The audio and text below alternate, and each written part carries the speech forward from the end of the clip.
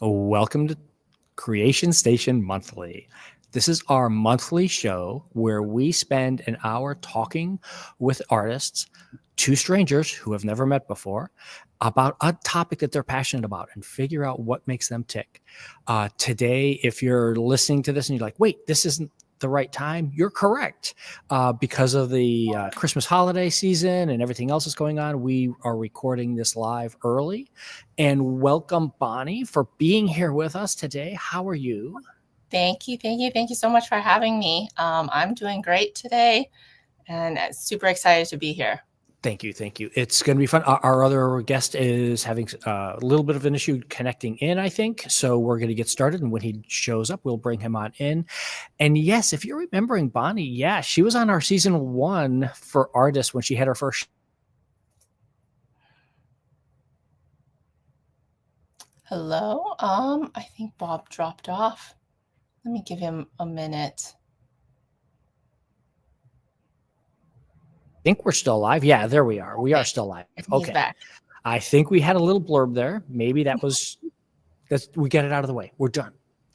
So I do want to point out that we have this is part of the NEA Big Read, the National Endowment for the Arts Big Read programs that happen every year.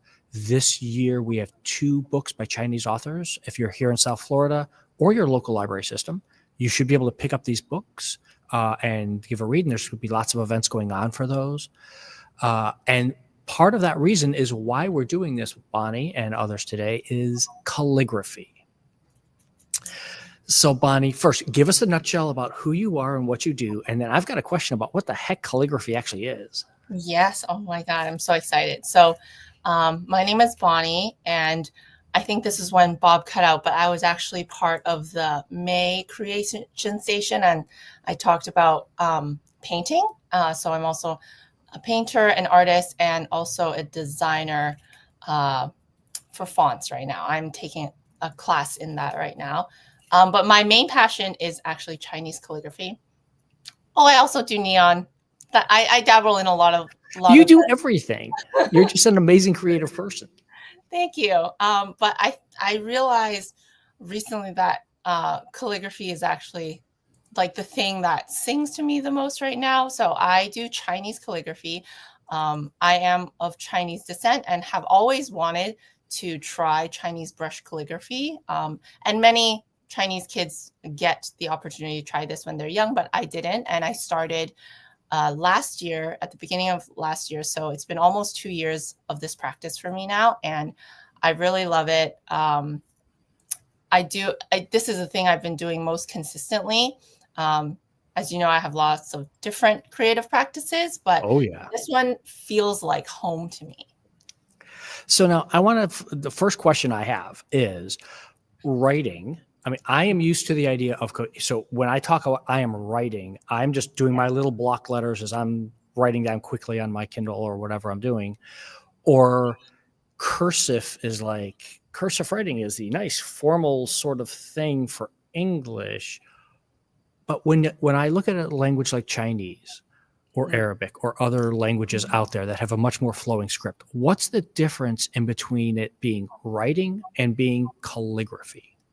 Yeah, so I think it's different per language. I would say in Chinese, I think it's really gradual, like the difference between writing and calligraphy. I think in English, it's more this is considered writing, this is considered cursive, and this is considered calligraphy as it is now. But I think Chinese, there's this concept of like the way that you write represents like kind of the way that you are, like your spirit. Your writing is infused with your spirit, and your energy, and like your temperament for the day, and that. So there's this like strong tie between how you write and how you are expressing yourself, and so that's why it's a lot more. The line is much blurrier, I think, between. That's an interesting. Like depending upon how you feel for the day is how you should write the letter. Yeah, I think it's more like how you feel during the day naturally comes out in the way that you write. Okay. Yeah, and Okay. of course there is some like there's formal ways to write, or not formal, but like there are different styles of calligraphy in Chinese and in English that come from like that are invented, I guess, by different people. And Hmm. there's like that kind of formality there, but ultimately in Chinese calligraphy it's very much about your breath, and that is tied to like your mood and your temperament and how you feel that day. And so I think it's like you can write the same stroke, the same word on different days, and it will come out differently. And I'm sure you've experienced this too in general. Like you might Yeah. actually notice that on a day where you're more anxious, your writing looks different than on a day that you're calm. Yeah. And I am so much better at just typing than writing, especially when it's like, oh, I've got this really cool idea, and type it all out, because I can get it out of my system faster that way than handwriting it out for them. Although I've been trying the new AI interpret your writing, handwriting analysis, and convert it to text is working much better now for me. So Oh, okay. Yeah, I that's don't good. know if that's a function of the model or a function of my writing's getting better. Yeah, who knows? Maybe both. Yeah, maybe. And you were about to say? What was I about to say? Oh, I was gonna say, I don't know if, don't quote me on this, but I think someone did a study to say that like when you write things, you um, retain it better. And then also when you write things out, you kind of like process what you're writing better. So that's why I think a lot of people advocate for journaling Yeah. in handwriting instead of journaling in typing. But yeah, what you said just reminded me of that. Yeah. No, it's an interesting study that I tend to question sometimes too, because they were always studying people who were not digital natives. Mm. If you're a digital native and you're just used Then to I wonder, yeah. living in that mode, if you still need to create, you still need to type, you still need to handwrite, draw, sketch, whatever you need. I Mhm. wonder how that works out for people Yeah, that that's way to make it. true. So the other thing you casually mentioned, you do fonts and neon and all these things. I want to get into that there for a moment, but tell us, what's the difference? Again, my understanding from you just now is calligraphy is much more just art than writing. Yeah, I think So if you're writing it by hand using whatever, that's different than doing the calligraphy. Calligraphy is art. What's the difference then between calligraphy / art and different fonts? Because I think most people are familiar with the idea of like, oh, I go to the drop down and, oh, this is a cool font, yeah. but that Yeah, doesn't count as calligraphy. no. So designing, so I think I just learned this like this year, but there are three general categories of creating letter forms, which is, all of these things. And Okay. so one is calligraphy, which is really just writing, but you are writing artistically. Okay. And then the second is lettering, which is when you draw the letters. So if you can imagine like bubble letters, people don't use one pen. It's not like one stroke, right? You draw like a whole outline, you can add shadows, and it's pretty much a drawing at that point. Is that And like then, the old fashioned illuminated lettering from yeah, Middle like, Ages? yes. No, I think that one is more calligraphy. Okay. Because essentially the difference is, are you writing with like one pen, one brush, and every stroke you make is like one go, or are Okay. you like drawing as if you're like drawing a face and you're like drawing Okay. the Okay. outlines and things inside That's a versus great like distinction. Thank that? you. Yeah, so that's calligraphy versus lettering. And then type design is um it's the digital. It can only be considered digital because, well, I guess it's not only digital. It is the process of drawing letters, so lettering, but Hmm. it's not one art piece. So when you're doing lettering, it's like you have a phrase that you're doing the letters for, and the phrase does not change. And so you can like rearrange. It's almost like a painting that you're making Okay. versus a typeface, it's a system, because you never know like what words people are going to make with the letters that you're drawing. So you are drawing really a set of letters that are going to be combined in an unknown way to you. Okay. So That makes sense. That makes good sense. I can easily picture that in English, yes. how that works and how a typeface and lettering and all the things. Now, take us to the Chinese side of things, because they're not individual letters, are they? I thought they were more like concepts and thoughts. Yeah, so they are it's an iconic. Are they still letter forms by the form? Okay, iconic. They're I think in this context they are considered letter forms, even though they're not really letters. They're more like characters. Yeah, so each character is a word in itself, and words are usually combined to produce like a concept. So you can think of it as like a compound word. Most concepts in Chinese are compound words that are made up of multiple characters, but each character in itself also has its own meaning. And that meaning can change in the context of like the other characters that it's paired with. So going back to the calligraphy, lettering, type design distinction. So calligraphy is writing and writing artistically, I guess. And then lettering is you have like a phrase that you want to draw out and like make pretty. And it's almost like turning a phrase into a painting, I think. Of it that way. And then type design in Chinese is exceptionally difficult because there are so many characters, and you're pretty much, so type design in English is like you're drawing out like A to Z, capitals, lowercase, and then punctuation, and then like accents and diacritics if you have them. And then you can have like a few other symbols. It usually ends up being like the most basic set is usually like 200 and can go up to like several hundred if you have a lot of accents and stuff in that language. But Chinese is in the magnitude of thousands. Like I think a most basic set is like 2,000 and can go up to like multiple thousand characters that you have to draw. And yeah, so it's like its whole beast. Yeah, there's a whole universe. Yeah. That's why there's like so many Latin-based typefaces. Like everybody is making a new Latin-based font, but it's really, really hard to make a Chinese font. So that's why there aren't that many Chinese fonts that are. So now, is there a difference in between Mandarin, Cantonese, etc.? I know there is for language, but for the writing font slash. There is and isn't. So Mandarin, written Mandarin and spoken Mandarin are the same. Like you speak what you write, kind of like English.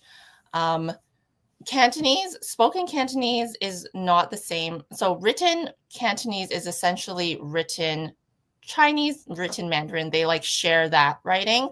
But Cantonese spoken is like very different.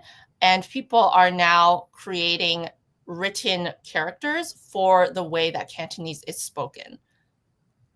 Okay. Does that kind of make sense? Yeah, no. Yeah, that's an interesting way of it evolving over time too. Yes, exactly. So this is, I think, like a relatively new thing. Like in my parents' generation, they would never write what they speak, but like the younger generation today, especially because they're typing and you want to type like colloquially, there are like characters that I've never seen that are really, they come from, a lot of them are homonyms of like existing characters, and then they add like a mouth character, a mouth radical into that character to denote that like this is it.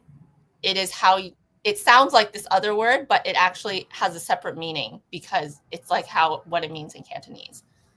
Bear and bear for those of our English speaking people. Yeah.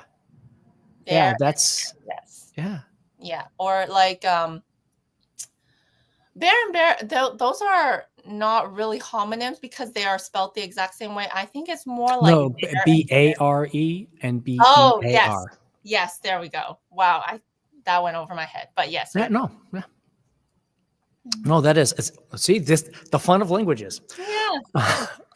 Now you just I happened to show your Instagram, and you just casually mentioned, "Oh yeah, I'm also doing neon." Where do you take a typeface? Because you mentioned you took regular Chinese writing and Yeah. created a typeface. You took Um, regular Chinese writing and made calligraphy. mhm. Now, how do you get those two things, or do they blend? Are they separate? And then put them into a neon Yeah. So creation? they're all related but separate. I do want to clarify that Tell us. I am learning type design, but in English. So I'm learning like Latin based type design because of Oh, gee. what I said about the Chinese type design. I'm like, not quite at that level yet. But yeah, so, but I do eventually want to do maybe like Chinese digital lettering because, again, I think creating a Chinese font would just be like such a massive undertaking. Yeah. I'm not ready for that. But No, yeah, so going back to your question of how are they all related? It started with Chinese calligraphy. So I was taking Chinese calligraphy class, and then I stumbled upon neon and neon creation, and that is very neon has a big relationship with neon signage, which has a strong relationship with lettering. Both in Chinese and in English, there's a lot of like Chinese neon signs in like places like Hong Kong is a huge yeah. neon city. It's yeah, that's a big source of my inspiration. And then also obviously lots like neon and signage are kind of like sister fields, Yeah. right? So that's how I got into the concept of lettering. And I was already doing Chinese calligraphy. And then so I was like, how do I want to get better at designing like signage and lettering. And so that's how type design came to be. I was like, I want to understand like how letters work and how to properly design them because like we write in English, but I think like for example, it wasn't until this type course that I learned like this is the correct proportions of an E. Like the bowl needs to look like this in order to be legible. The counters need to be this big, like, or else it won't look like an E. Like, these are things that I never really paid attention to until this type design course. I don't think I ever paid attention to. Me neither. Me I neither. did Yeah, like I would get. I'm all of a sudden I'm picturing being in young elementary school with the lined paper and Oh yeah, yeah, doing.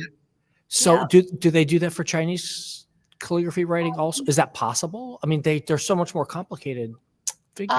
Yeah. So when I was young, I was in Chinese school and learned Chinese there, and yes, they do test you on like it's like essentially a spelling test, but instead of spelling, you have to like know how to write the character. And they would correct you if like this stroke is like a little too long to look right. Kind of the same concept of Okay. what I was talking about with like the E, this it should look like this. It's like they have the same I was learned the same way in Chinese of like, oh, these two dots are like supposed to be closer together. This stroke is supposed to be longer than that stroke, like that stuff. Yeah. Yeah. This is just like Yeah, this is the current. So a little bit about my Chinese calligraphy journey. The first year I was studying all the standard style, and this year I started the semi-cursive style, which I like more. It's more fun. It's a little faster, more fluid. So this is the beginning of my practice of that style. I brought that picture. I'll bring it back up again for to show people to highlight that it's just in each box. It's 4 squares with a diagonal across, unlike what I described where I had the 3 lines writing. So Yeah. you only have a box with just like a diagonal going across. Does it matter why the diagonal either way? No, so for this, actually, the box is it's actually a 3 by 5. It's the bigger box. It's supposed to be one Oh, character. It's just that I repurposed this paper to write smaller because my teacher was like, you need to learn to write small before you can learn to write big. So he is the one who made me repurchase that paper and use the smaller squares. But yeah, usually these practice papers, it's divided like into quarters and then into eighths, like what you would see there. Okay. Cool. Yeah. And then some papers like just don't have guidelines at all. It's just a square and you just write in that square, which is kind of the way that I'm using this sheet of paper. Like I'm just ignoring that diagonal line, really. Nice. Yeah. So how long did it take you to go from this reconnection to your heritage? My talking with you outside of this, I know you've never really given it up. It's just you've dove so much deeper into the background stuff now.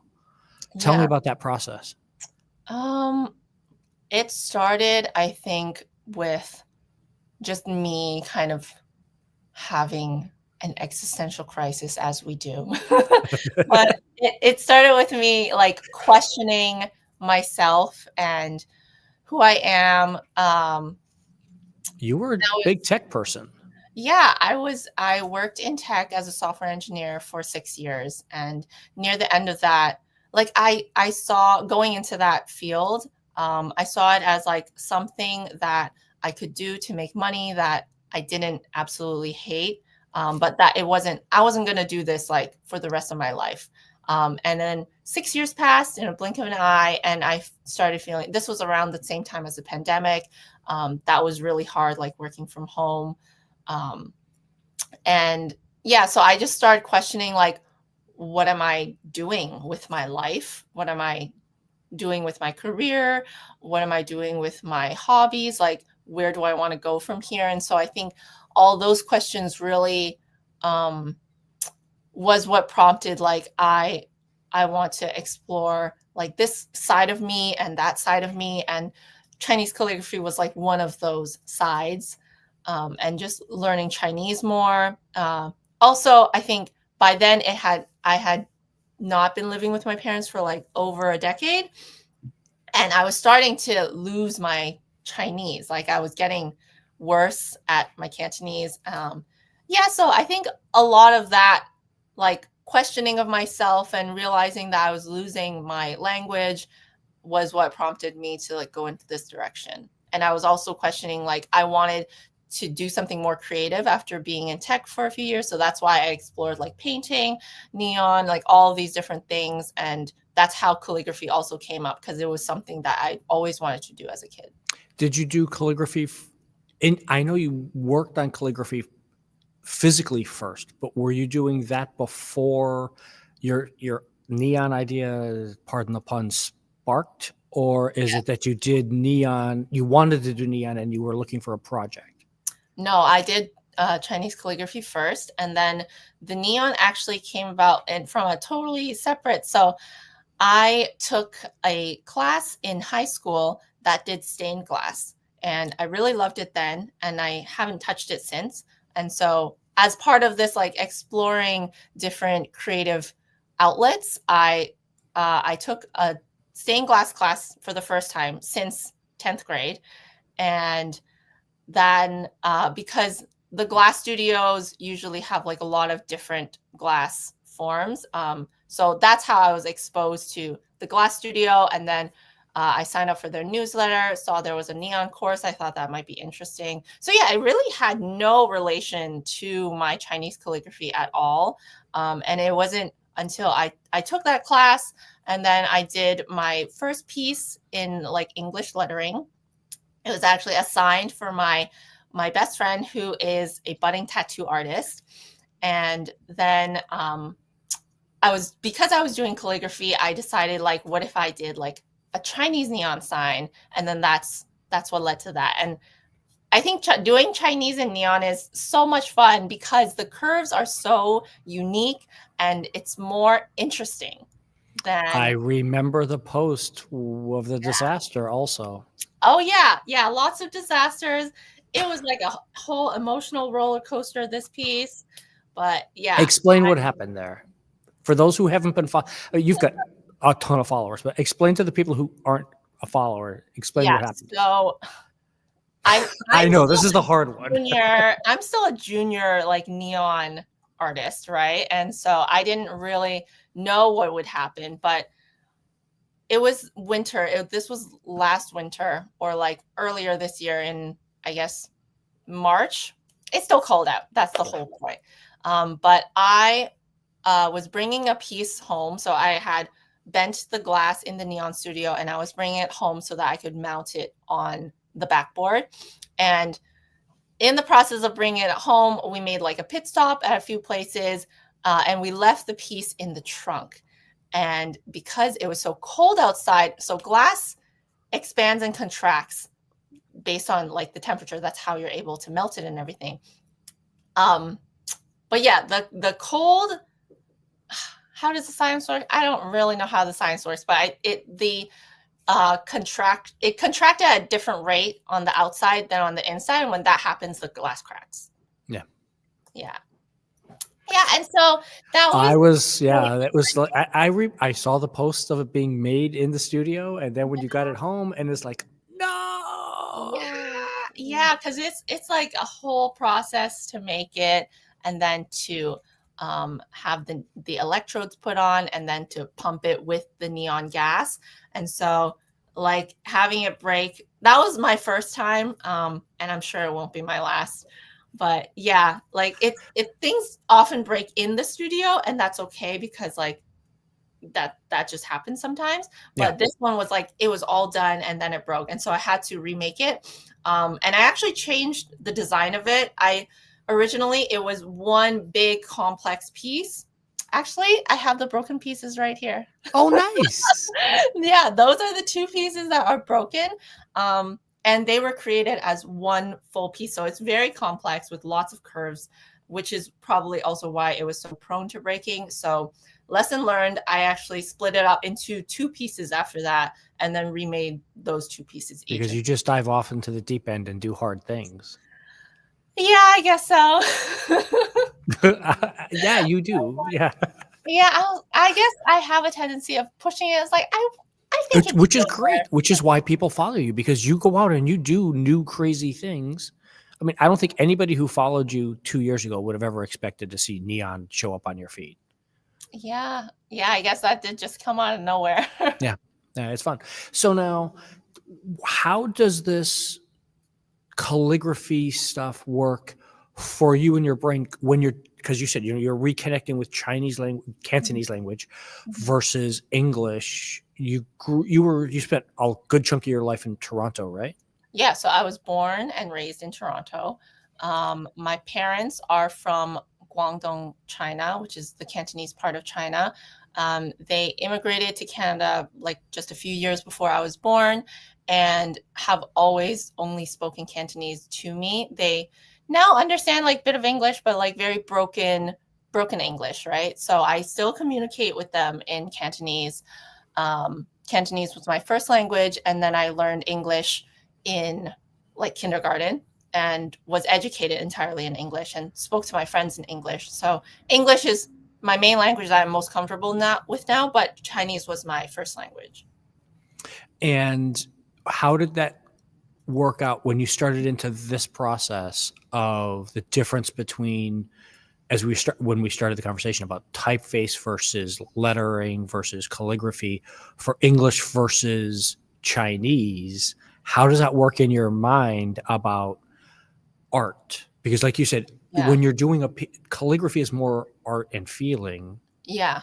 How does that feel for you to do differently in Chinese calligraphy versus English or Latin calligraphy? Yeah. So I think ultimately I am still more interested in Chinese like type design as well, Chinese lettering. There are very few resources for learning Chinese type design, especially if you don't speak Mandarin, which I don't. But that's another part of it. Is I think this started as an interest in Chinese calligraphy purely, and then once I was like so I learned from a teacher who speaks Cantonese and Mandarin. He also does not speak English.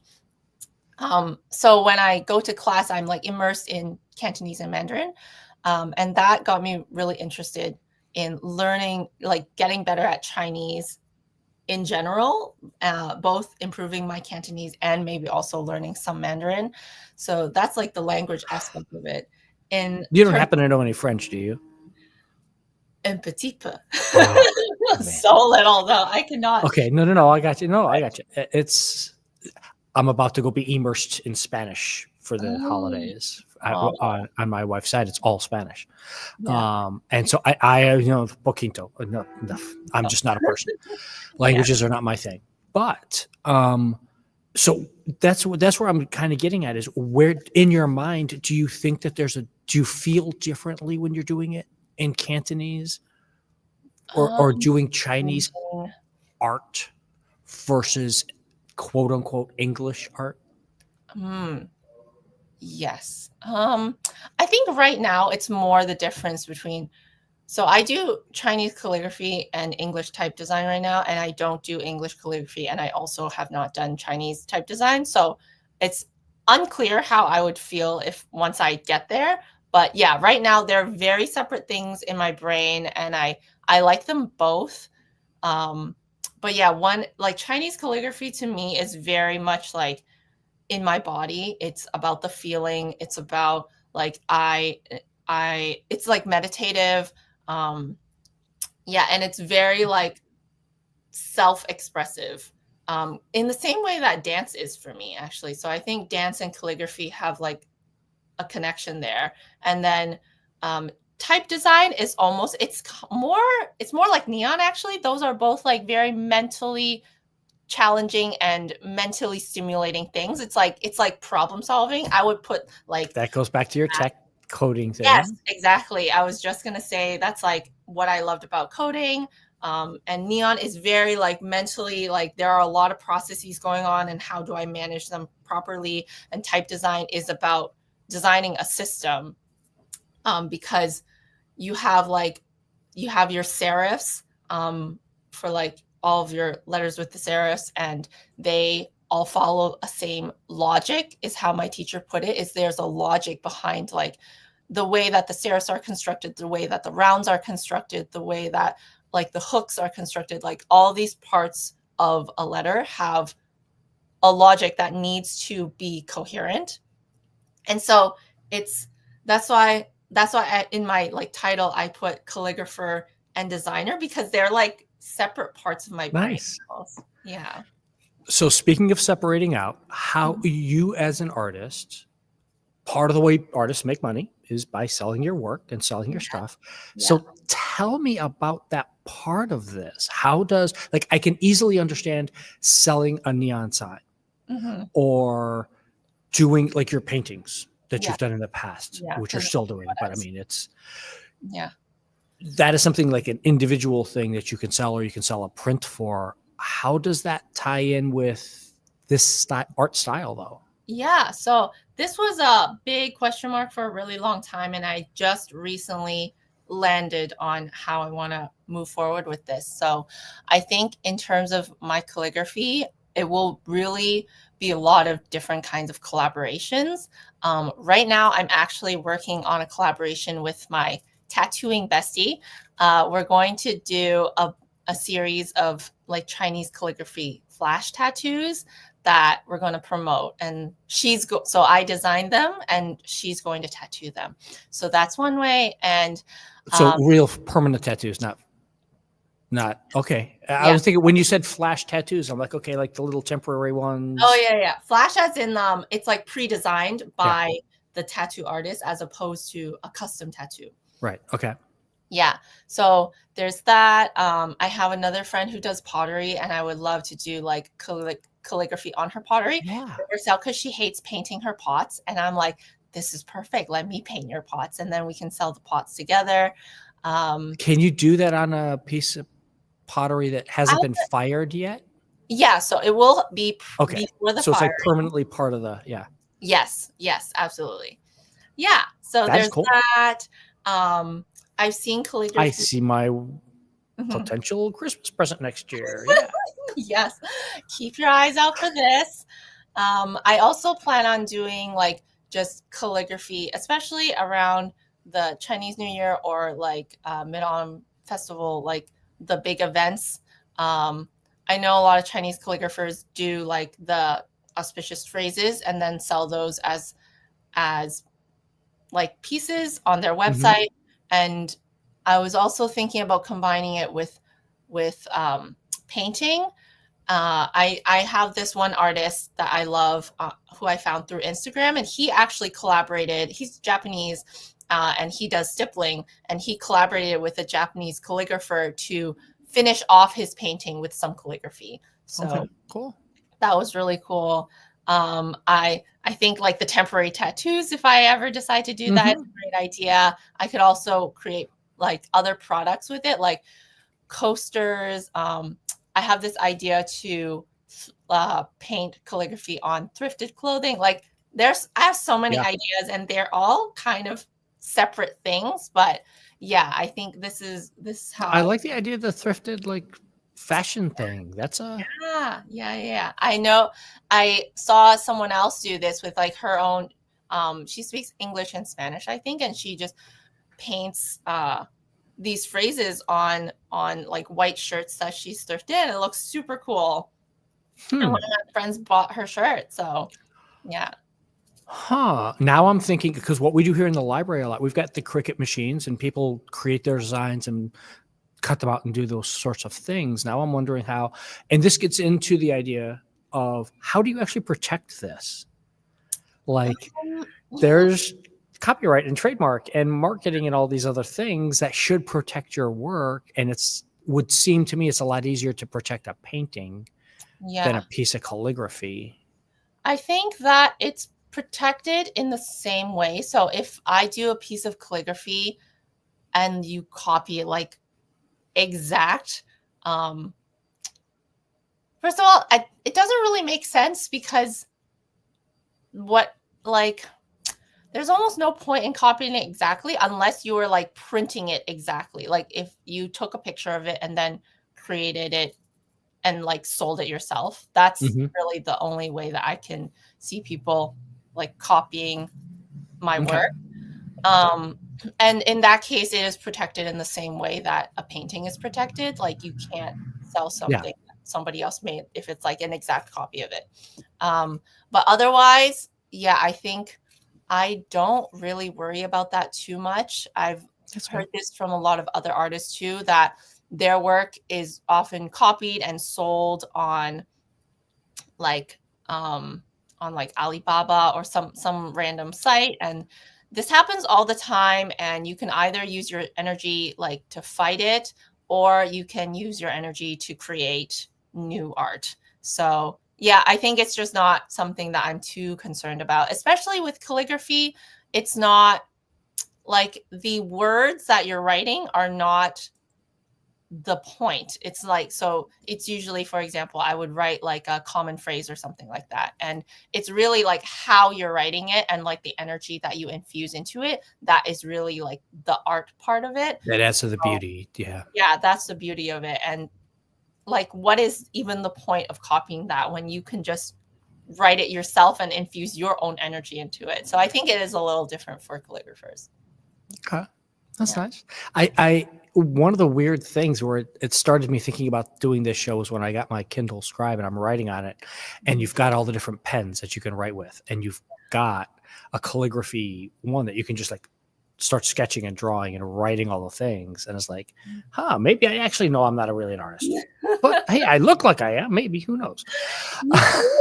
Like people get tattoos of other people's handwriting all the time because it is meaningful, because it has their energy, like the energy of the person whose handwriting they want. So yeah. So we've kind of skirted around the issue several times, but one of the questions we always ask is, what is the piece of technology that you wish you had that you don't? What's your dream piece of tech for doing this kind of thing?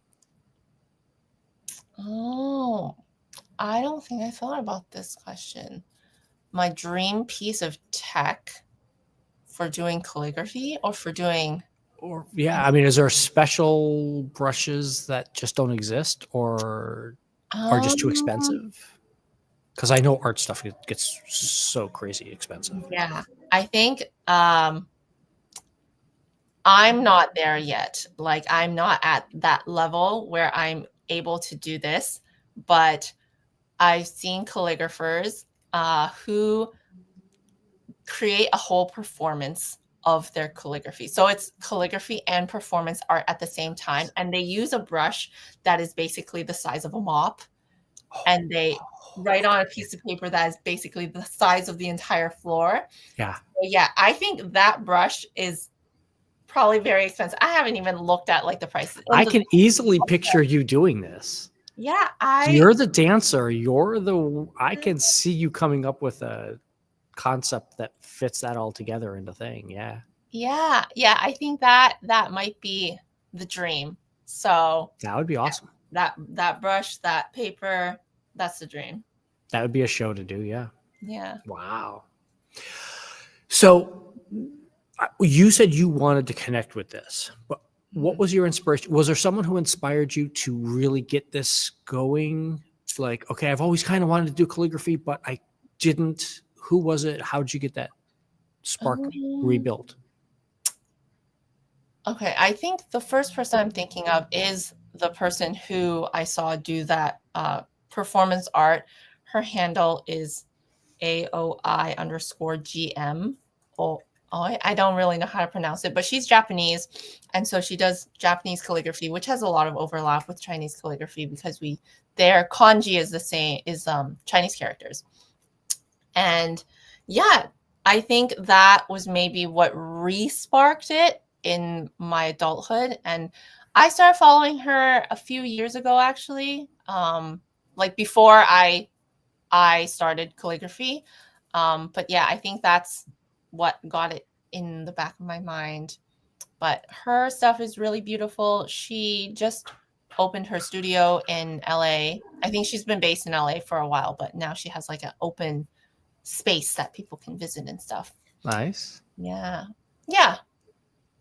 Now, is there a big community doing calligraphy like this? I mean, I see stuff online when you search for calligraphy, when I was coming up with the concept for this episode, and it's like, there's all these wedding people and there's all these things. And I'm like, that just doesn't feel like, it feels nice, but it's not like art. It's kind of pretty, but it's not. When I was looking at the stuff online, I may be biased. I don't know. I think it depends. I think it's kind of like commissioned art, I would say, because it is still calligraphy, but it's like, you're obviously receiving, right? You're writing something specific for someone. So it's like both an art and a service. Okay. Yeah. But I think to the question of like, is there a lot of people doing this? I think no, in at least North America, because it's, we're doing like East Asian calligraphy in North America. So naturally there are lots of opportunities for this in East Asia.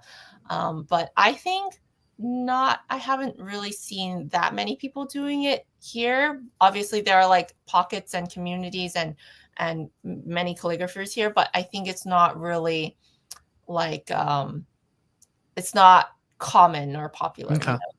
Yeah. And is it something that you could like, we've established I am not a talented person that way, but is this something that someone could do Chinese calligraphy without knowing Chinese? Can you just learn by practice? This is how to do this. I mean, in theory, I think so, but I think it would be very difficult. And I think that a lot of the beauty of it is in the language itself. And so to do it without really knowing like what is behind the language is a little like, putting on a costume in a way. Yeah, it's kind of the appropriation part in my mind. Yeah, I guess it's not. I guess so. I guess you could put it like that. But like, I am not fluent in written Chinese. So, and I know a lot of other people who were learning Chinese at the same time that they were learning Chinese calligraphy. And really their motivation for learning Chinese is the calligraphy. Okay. And I think that's perfectly valid. I think it's more like if you have absolutely zero interest in learning the language, then why are you learning the calligraphy for it? It's more like that. But okay, yeah, no, that's valid. That's really true. Yeah. I Yeah. like that. Yeah, I think a lot of the beauty of it is in the words and like the meaning of the words and how that translates into like your own energy and how you write it. You know, it's all connected. Yeah, no, yeah, it's definitely 100%. It's very much tied together, and that's part of the art of being an artist is knowing where to pull what pieces together Yes. to create something. Yeah, I always do wonder about that. Like you mentioned with the tattoos and everything, where's the line between art and cultural appropriation? And you see all the jokes and memes about somebody got this thing tattooed on them and they have no idea what it actually means. Yeah. So I'm not one to like police, people and what they want to tattoo on their bodies, but Right. I will say my very first tattoo was of a Chinese character. I did get like a Chinese calligrapher to write it, but the tattoo artist, um, he just like tattooed it, which is fine. Like he didn't know Chinese or anything. But in retrospect, I really wish that I had gotten someone who understood Chinese to tattoo it. And I think that's just like a personal thing. Hmm. I'm not like if anyone did this, like I'm No, obviously yeah, not everybody's got. my business. If you're But getting a tattoo, it better be personal. yeah, yeah. Yeah. I also have other languages tattooed on me that I don't speak, so I get it, but I would definitely like, know the meaning of at least that phrase and know like what your connection is to it and what that language means to the people who speak it, you know? Yeah. So now, another tech side to this is the translation stuff. Hmm. As I mentioned earlier, it can take my writing and turn it into something that's actually legible for everybody. Taking like Google Translate or any of the other translation things where you just point the camera at a picture of a road sign. Yeah. When we were in Thailand, everybody thought I was a magician because I was just like, yeah, I can just walk. Don't worry, I got this. How does that relate to art in your mind? Mhm. Because I'm taking this image and I'm kind of destroying your nice writing in Chinese and Cantonese and putting it into Latin for me to be able to read the street sign type stuff. That seems to be like a real practical thing. But Yeah. now if I start pointing it at art, Mhm. and how does that? I think it depends on like the purpose that you want it to serve. Like if you are, so I'm guessing you're talking about like what if someone had a piece of calligraphy and then you Yeah. use technology to translate its meaning. I think that makes a lot of sense to me actually if you want to understand what the words are saying while knowing that like you'll never truly be able to like translate it because there are like the context and things that you might be missing from the translation. And you can definitely like you can appreciate a piece of calligraphy just for its visual beauty. Like this is how That's I feel about Arabic calligraphy, for yeah. example. I just think it's beautiful. I think there's a lot of context that I'm missing, but it just the strokes itself is beautiful to me. And I think everyone can appreciate that, right? Yeah. And if I wanted to know what it says, I would I would probably like translate it, knowing that I'm also like missing the nuances of it. But yeah, I think that's like a practical use if you know the limits of the technology, you know? Now tell me, is there anything in Chinese language calligraphy? Because Arabic culture has a very strong do not use these certain images, words, things, Mhm. even in calligraphy, even in art. Yeah. So is there anything like that in Chinese art Um, calligraphy that you should be like, okay, this is something I'm thinking more closer to funeral rites, I guess, of like if I'm correct, isn't it something that you write on the small piece of paper? You use the calligraphy as the like small offerings once yeah. a year. Um, yeah, I think in that sense, like there are things that you write. Okay, actually, disclaimer, I'm not very well versed in this. Yeah, Um, but but you are more than me, and we're having a conversation. but yeah, I think that there are like phrases that are specifically for the dead and for rituals and stuff like that, which would be inappropriate if you were to like write it and then sell it as like home decor or something like that, you know? Okay, gotcha. Yeah. You're right. That makes sense. Okay. Yeah. Now, Aside is from- that something that is a common thing? I Um, guess I'm what thinking do you along mean? the lines of what you said earlier, like if somebody goes puts it out on Temu or Alibaba or whatever.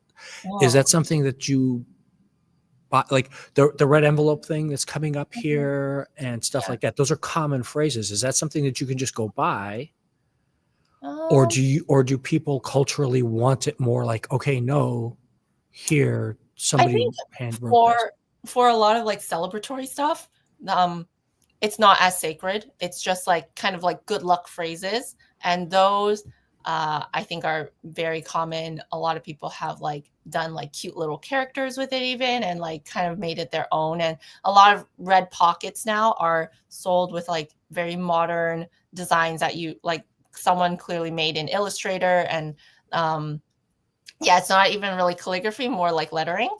Okay. So I think those like anything celebratory is like not really as sacred. I can only really think of it as like relating to death, like that kind of stuff. It's more like the it's more sacred, I guess. And um yeah, this is a very interesting question because I definitely know there are a lot of like things that you shouldn't do in terms of like customs and like what you wear and how like the way you place your chopsticks and stuff. But I never thought about it in terms of what you write. Yeah. Okay. Yeah. Thank you. Yeah. Yeah. This is a fun conversation. See? Yeah. Thank you for asking such great questions. Okay, so we do have to wrap up. We're already closing in on the hour mark here. Oh, yeah. So Okay. thank you again for being here, Miss Bonnie. I've got your website and Instagram in the comments for everybody. Go read the feeds, go follow the links. She has got some amazing art out there. And go cruising through. Is your store still open on your website? It is still open on my Excellent. website. Okay, good. Yeah. Good, I good, need good, to good, good. update it, but everything right now that's there is still available. That's and great. there will be more coming soon. There's some very cool stuff. Again, thank you for being here. If there is an concept, an idea, someone out there who's creative that you want to see featured on the show one month, reach out at creationstation@broward.org. We'll see everybody next year. Have a great holiday season. Happy holidays, everyone.